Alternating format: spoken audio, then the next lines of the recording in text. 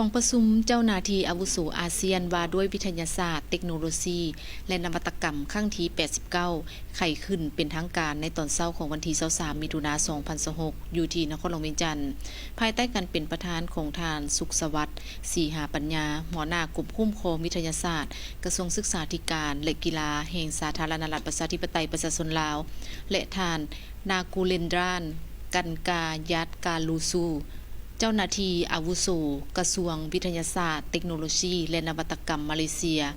พร้อมนี้ยังมีผู้แทนจาก11ชาติสมาชิกอาเซียนพร้อมด้วยตัวแทนจากภาคเอกชนและกองเลขาอาเซียนเข้าร่วมโอกาสนี้ทานสุขสวัสดิ์ศรีหาปัญญาได้มีคำเห็นกล่าวเปิดกองประชุมบางตอนว่ากองประชุมในครั้งนี้พวกเขาพบว่าตนเองกำลังอยู่ในจุดเปลี่ยนอันสำคัญท่ามกลางสภาพการทั่วโลกพวกมีการเปลี่ยนแปลงอย่างว่องไวแบบที่บ่เคยมีมาก่อน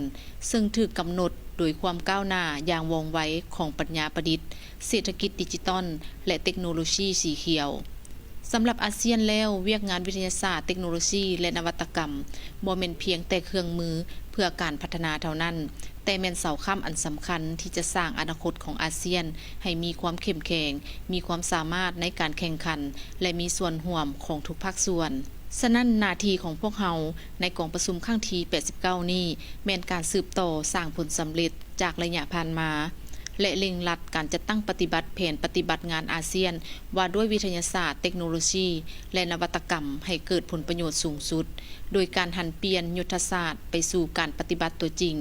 พวกเขาต้องร่วมกันสุกยู่ให้มีการแบ่งปันองค์ความรู้การถ่ายทอดเทคโนโลยีข้ามพรมแดนและการหัดแคบความแตกต่างทางด้านดิจิทัลพร้อมทั้งสร้างความเข้มแข็งให้แก่บุคลากร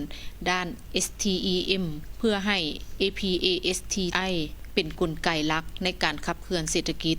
และแก้ไขปัญหาสิ่งแวดล้อมของอาเซียนอย่างยืนยงประธานกองประชุมมีคำเห็นเติมอีกว่าในวาระกองประชุมที่จะดำเนินไปเป็นเวลา1วันและมีหลายปัญหาสำคัญที่พวกเราจะได้ปรึกษาหารือกันฉะนั้นเรียกร้องมายังผู้แทนกองประชุมทุกท่านจงได้ประกอบส่วนสนทนาอย่างเปิดกว้างเป็นยุทธศาสตร์มีวิสัยทัศน์กว้างไกลโดยเฉพาะแม่นเน้นใส่การนำใช้เทคโนโลยีเพื่อแก้ไขปัญหาการเปลี่ยนแปลงสภาพภูมิอากาศความมั่นคง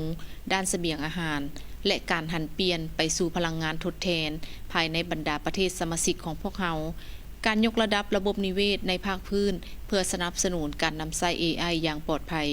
ความปลอดภัยทางไซเบอร์และการพัฒนาตัวเมืองอัจฉริยะการเพิ่มทวีการพัวพันกับบรรดาประเทศคู่เจรจาและภาคเอกชนเพื่อหันเปลี่ยนการค้นคว้าทางวิทยาศาสตร์ให้กลายเป็นผลกำไรทางด้านการค้าตัวจริง